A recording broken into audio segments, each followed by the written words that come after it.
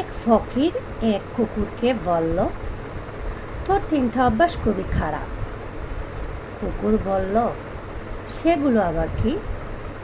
ফকির বলল, প্রথমত তুই দেয়ালে প্রস্রাব করিস, দ্বিতীয়ত তুই ফকির দেখলে ঘেউ ঘেউ করিস, তৃতীয়ত তুই রাতে ঘেউ ঘেউ করে মানুষের ঘুম নষ্ট করিস।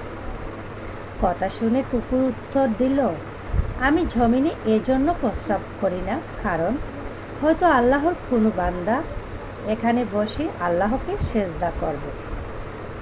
আর আমি ভিখারিকে দেখলে কেন ঘেউ ঘেউ করি, কারণ ভিখারিরা আল্লাহর কাছে না চেয়ে মানুষের কাছে চায়।